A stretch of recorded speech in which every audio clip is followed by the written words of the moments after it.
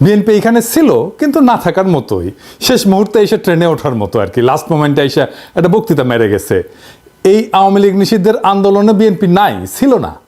BNP আমাদের স্বাভাবিকই বলতেছে, আমরা আহ্বান জানাইছি, ওনারা আসেন নাই, ফেয়ার এনাফ। ওনারা ওনাদের রাজনীতি ঠিক করে নিছে, ওনাদের জন্য আওয়ামী লীগ নিষিদ্ধ কোনো জরুরি বিষয় না। কিন্তু এটাই হবে আগামীর বাংলাদেশের রাজনৈতিক ফ্রন্ট, যারা আওয়ামী লীগ নিষিদ্ধের প্রশ্নে মাঠে নামছে। এই ফ্রন্ট যদি দাঁড়ায় যায় তাহলে বিএনপি খুবই মুশকিলে পড়বে এদের সাথে নির্বাচনে মোকাবেলা করতে, কারণ এরাই ভারতীয় আধিপত্যবাদের বিরুদ্ধে আওয়ামী লীগের নিষিদ্ধের পক্ষে। আওয়ামী লীগকে কি নিষিদ্ধ করা উচিত? অনেকে কইতেছে এটা একটা ফ্যাসিবাদী আচরণ। এই প্রশ্নটা আমরা কিভাবে ফয়সালা করব? আমাদের এই প্রশ্নের ফয়সালা করতে হবে আবেগের ঊর্ধ্বে উঠা, কোনো ঘৃণা বা আবেগের বশবর্তী না হইয়া এটা আমাদের ফয়সালা করতে হবে। এমনভাবে করতে হবে যেন ওই কথা কামেলারা কোনো যুক্তি তুলে ধরতে না পারে, বিএনপি যেন পিছলাই যেতে না পারে। বিএনপি আওয়ামী লীগ নিষিদ্ধের প্রশ্নে কোনো শক্ত অবস্থান নিতে পারে নাই, তাই না? এক এক সময় এক এক কথা বলিছে, এক এক নেতা এক এক আর্গুমেন্ট দিচ্ছে, সব কিছুর সার কথা হইতেছে বিএনপি নির্বাহী আদেশে আওয়ামী লীগের নিষিদ্ধ চায় না। গয়েশ্বরবাবু বলছেন যে আজকে আওয়ামী লীগ নিষিদ্ধ করেছে, আগামীতে তারা বিএনপিকেও নিষিদ্ধ করতে পারে। যমুনা আর শাহবাগে না আইসা বিএনপি পলিটিক্যালি লস করলো, কিন্তু এই ছাড়া বিএনপির উপায় ছিল না। এটাই সেই পলিটিক্যাল লাইন যেটা বিএনপি গ্রহণ করেছে। আবার বিএনপির চেয়ারপারসন মানে খালেদা জিয়ার উপদেষ্টার কথা শুনেন, জোগাড়টার কথা শুনেন। না, মিমি সাহেবের যে খেলা জড়াইছে এই ছেলে পেলেদেরকে নিয়ে, আমি তো বলি ন্যাশনাল এনসিপি না, ন্যাশনাল চিলড্রেন পার্টি। এই বাচ্চা কাচ্চারা কখন কি মনে চায়, এখন দুধ খাবো না, একটু পরে চকলেট খাবো, একটু পরে রসগোল্লা খাবো না, খাবো না। দেশটাকে তো এরকম মনে করছে, আর ওই লুটপাট করে কিছু টাকা পয়সা। এরা তো আসলে গড় আছে, দর নাই, এইরকম গড়ের ছেলেরা আসছিল এখানে, এবং এদেরকে কালো শক্তি এদেরকে রেডি করিয়া কয়েক বছর এই কাজটা করাইছে। এখন এরা ধরাকে সরা জ্ঞান করে। কয়জন মানুষ আইছে, ইউনূস সাহেবের বাড়ি ঘেরাও করবো, পুলিশ বাধা দেয় না, মিলিটারি তাদেরকে দুলাভাই ডাকে, হ্যাঁ আব্বাজান ডাকে পুলিশে, এরা এত আদর যত্ন, মেয়েরা মানে জামাই আদরে নিয়ে আসে। কয়জন লোক হয়েছে এখানে? আওয়ামী লীগের যদি বাধা না দেয়, এখনো যদি বাধা না দেয়, আওয়ামী লীগে ঢাকা সিটির একটা ওয়ার্ড থেকে যে লোক একটা এখানে আসবে ইউনূস সাহেবের এইখানে, অতগুলো লোক তো হয় নাই। কাজে এরা যদি 200-500 লোকে এইভাবে দাবি করে আর রাস্তার মধ্যে বৈশা যদি একটা কোটি কোটি মানুষের একটা রাজনৈতিক দলকে নিষিদ্ধ করে দিতে পারে, ভালো ভালো। কিন্তু এই নিষিদ্ধ তো এই পৃথিবীতে কোনো কারণে কোনো ডেমোক্রেটিক লোক, কোনো গণতন্ত্র বিশ্বাসী লোক চাইতে পারে না। আমার দলও চায় না, আমিও চাই না। এটা তো হইতে পারে। এটা কি করবে তারা? আওয়ামী লীগকে নিষিদ্ধ করলে জনগণ করুক, এ হলো আমার কথা। এরা কারা? এরা কি? ওর কথা আর কইবার চাই না। তো ওই বিএনপি করে নাকি আওয়ামী লীগ করে? আবার মির্জা ফখরুল কি বলেছিল? উনি কইছিলেন আওয়ামী লীগকে নির্বাচনে বাধা এবং নিষিদ্ধ করা উচিত না। কইছিলেন রাজনৈতিক দল হিসেবে কাউকে বাধা দিতে পারি না আওয়ামী লীগ নিষিদ্ধের বিষয়ে ফখরুল। আবার এখন কইতেছেন 18 কোটি মানুষ আওয়ামী লীগকে চায় না। তো উনারা কি বলেন, বুঝা বলেন কিনা আল্লাহ জানেন। আওয়ামী লীগকে নিষিদ্ধ করার প্রশ্নে কেন বিএনপি দ্বিধান্বিত? কারণ তারা মনে করতেছে যে বাংলাদেশে ইসলামপন্থীদের উত্থান হয়েছে, তারা একা ইসলামপন্থীদের ঠেকাইতে পারবে না। এই জন্যই তাদের এই দ্বিধা বইলে আমার মনে হয়। মির্জা ফখরুলের বক্তব্য আমরা পরে আবার একটু বুঝে দেখব, কিন্তু এবার আসেন দল হিসেবে আওয়ামী লীগের বিচার কেন হবে সেটা একটু বুঝে দেখি। আসিফ নজরুল ভাই বলছেন রাজনৈতিক দলগুলো চাইলে আওয়ামী লীগ নিষিদ্ধ করা যাবে। আওয়ামী লীগের নিষিদ্ধ কি রাজনৈতিক দলের চাওয়ার বিষয় হয়? সব রাজনৈতিক দল চাইলে কি আমরা কোনো রাজনৈতিক দলকে নিষিদ্ধ করতে পারি? আবার ধরেন কেউ চাইতেছে না, তাইলে কি আমরা কোনো রাজনৈতিক দলকে নিষিদ্ধ করতে পারবো না? এটা একটা জটিল প্রশ্ন। এই প্রশ্নটা আমাদেরকে খুব গভীরভাবে বুঝে দেখতে হবে। কেন আওয়ামী লীগের বিচার আর নিষিদ্ধের বিষয়টা রাজনৈতিক দলগুলোর চাওয়া না চাওয়ার বিষয় না, এমনকি জনগণের চাওয়া না চাওয়ার বিষয় না। ধরেন একজন ব্যক্তি অপরাধ করলো, তাকে ব্যক্তিগতভাবে দায়ী করা যায়, এটা খুবই সহজ কথা। কিন্তু যখন একটা রাজনৈতিক দল সংগঠিতভাবে অপরাধ করে, রাষ্ট্রবিরোধী কাজ করে, মানবাধিকার লঙ্ঘন করে বা গণতন্ত্র ধ্বংস করে, তখন বিষয়টা শুধু ব্যক্তির অপরাধ থাকে না, তখন তা হয় ইনস্টিটিউশনাল বা সাংগঠনিক অপরাধ, যার বিচার দল হিসেবে করা যায়। তো এই সংগঠিত অপরাধটা কি আসলে? এই সংগঠিত অপরাধ হইতেছে রাজনৈতিক দলের সেই অপরাধ যা রাষ্ট্রের যে বুনিয়াদী আদর্শ সেটাকে ধ্বংস করে দেয়। রাষ্ট্রের বুনিয়াদী আদর্শটা কি এটা বুঝতে হলে আমাদের বুঝতে হবে রাষ্ট্রটা আসলে কি। এই বিষয়টা একটু জটিল মনে হইতে পারে, কিন্তু সেলসেলাইয়া বুঝে যাবেন, কোনো অসুবিধা নাই। এই বিষয়টা আমাদের বোঝা খুবই দরকার, কেন আওয়ামী লীগকে আমরা নিষিদ্ধ করতে চাই। রাষ্ট্র আমাদের সবার সার্বভৌম ক্ষমতার একটা অংশের সমষ্টি, মানে সবার, আপনার আমার সবার সার্বভৌম ক্ষমতার একটা অংশ আমরা দিয়া রাষ্ট্রটাকে বানাই। যে আমরা রাষ্ট্রকে দিয়া, ওই সার্বভৌম ক্ষমতা রাষ্ট্রকে দিয়া তারা শক্তিশালী করি। কেন করি? কারণ সে আমাকে রক্ষা করবে, এটা রাষ্ট্রের দায়িত্ব। ধরেন আমরা কেউ মারল, একজন মর্যাদাবান মানুষ হিসেবে আপনার আমার দায়িত্ব হচ্ছে পাল্টা মাইর দেওয়া, তাই না? যে আমরা মারছে, আমরা পাল্টা মার দিই না। কেন দিই না? আমি আমার পাল্টা মার দেওয়ার ক্ষমতাকে রাষ্ট্রের হাতে অর্পণ করি আর বলি আমার এই ক্ষমতা নাও, আর আমারে যে মারছে তার বিচার করো। এই যে রাষ্ট্রের সাথে আমার বোঝাপড়া, জনগণের যে চুক্তি, আমি যে কইলাম যে আমার ক্ষমতা নাও, তুমি এটার বিচার করবা, এটাই হইতেছে সংবিধান। আমার রাষ্ট্রের কাছে নিবেদন করার শক্তি নিয়ে তৈরি হয় রাষ্ট্রের প্রতিষ্ঠান, পুলিশ হয়, আর্মি হয়, আদালত হয়, নির্বাচন কমিশন হয়, আমলাতন্ত্র হয়। তাহলে রাষ্ট্রের মৌলিক কাজ হতেছে নাগরিকের সুরক্ষা দেওয়া। সরকার আমরা নির্বাচন করি এই রাষ্ট্রকে চালানোর জন্য, সে আমার আপনার চাকর, কিন্তু সেই যখন মালিক হইয়া বসে আর রাষ্ট্র যেটার মালিক সেটা দখল নিয়ে নেয় আর আমার বিরুদ্ধেই কৃপান তোলে, আমারে সুরক্ষা কি? আমি হয়ে যাই জুলুমের শিকার, আমারে ক্রসফায়ারে দেয়, আমারে গ্রুম করা হয়, আমার সম্পদ লুট করা হয়। সে বলতে থাকে এটা আমার দেশ, আমার বাবা স্বাধীন করেছে, আমি দেশের মানুষকে খাওয়াই, আমি এটা করে দিয়েছি, ওইটা করে দিয়েছি, আমি তো বলে দিয়েছি, সব বন্ধ করে বসে থাকবো, আমি টিভি চ্যানেল দিয়েছি, আমি মোবাইল দিয়েছি, আমি উন্নয়ন করেছি, আমি আমি আমি আমি আমি আমি এইটা একটা রাষ্ট্রের সাথে, ওই নাগরিকের সাথে কন্ট্রাক্টের বরখেলাপ। এটাই রাষ্ট্রের বুনিয়াদী বৈশিষ্ট্যকে ধ্বংস করা। এই দলকে রাষ্ট্রে থাকতে দেওয়া যাবে না, এটা ক্যান্সার। এটাকে কাইটা ফেলে না দিলে আপনাদের মেরে ফেলবে। সব দল যদি চায়, সব মানুষ যদি চায় না এই দল থাকুক, তাও এটারে থাকতে দেওয়া যাবে না।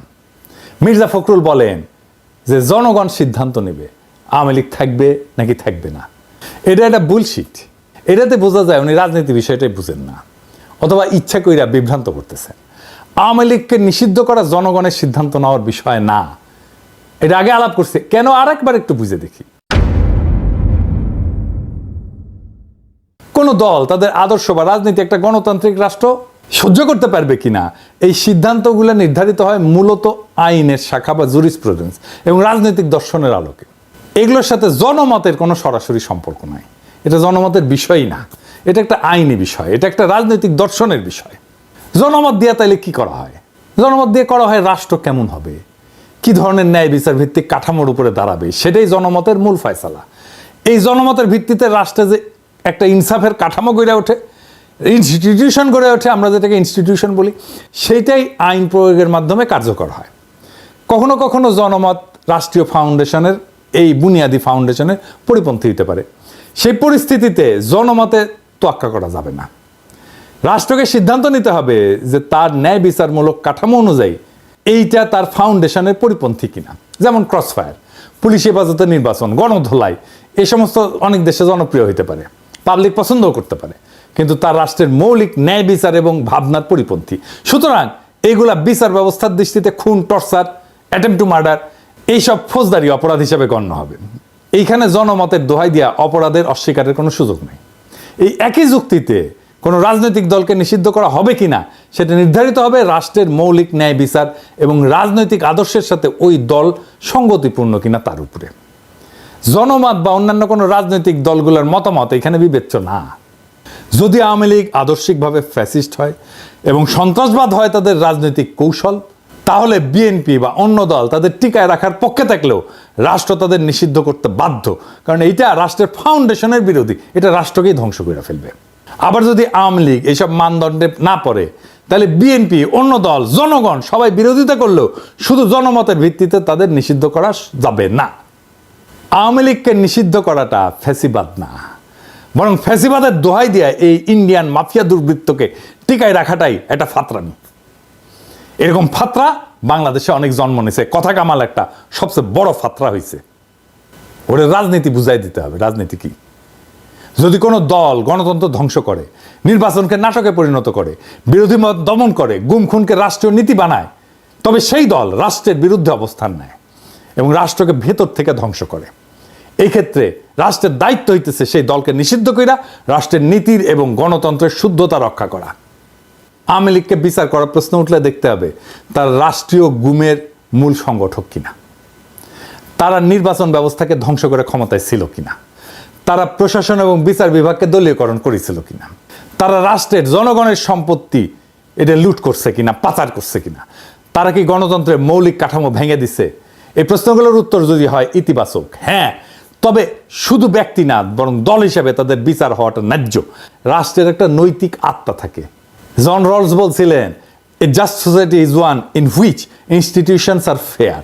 একটা ন্যায্য সমাজ সেটাই যেখানে প্রতিষ্ঠানগুলো ন্যায্য।